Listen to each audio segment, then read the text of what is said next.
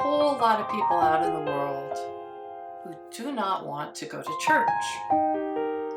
There are even some people out there who have a post-traumatic stress reaction at the idea of even walking through those doors.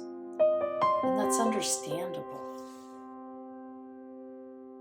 In this world where organized religion is all too often used as an excuse to wage war, to convert or obliterate people of different faith traditions, or just even to maintain a position of power in society, it's easy to understand why some people want to walk away and have nothing to do with church. And that seems to me like a really sad loss. If you happen to be someone who's been traumatized in some way by organized religion, I'm so sorry for what you've been through. I'm wondering if you might, for just a couple of minutes, dream with me. Let's put our hearts and minds together and imagine a world based not on organized religion, but on the actual teachings of Jesus. The first thing I'd like to say about Jesus is that he welcomed everyone into his circle. He was exclusively inclusive. He especially welcomed the outcast, the downtrodden, the poor, and the persecuted, and he loved the children too.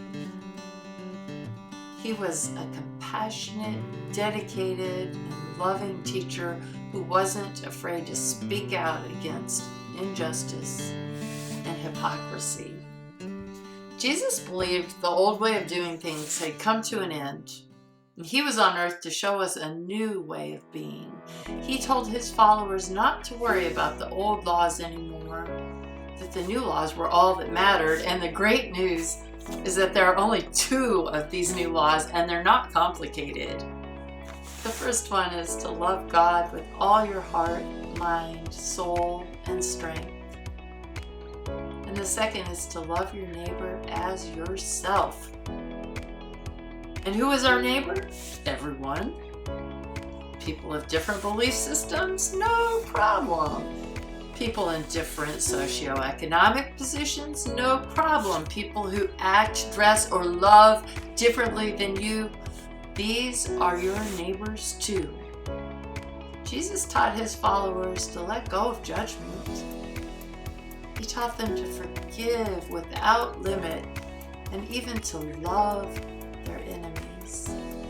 Last but not least, Jesus taught that the kingdom of heaven is inside of us and that we are all divine children of the Creator, loved beyond measure. Every moment in this life is an opportunity to choose how we see things, to choose our path.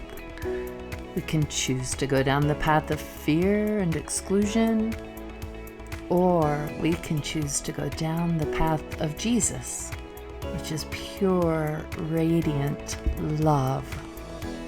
What do you choose today?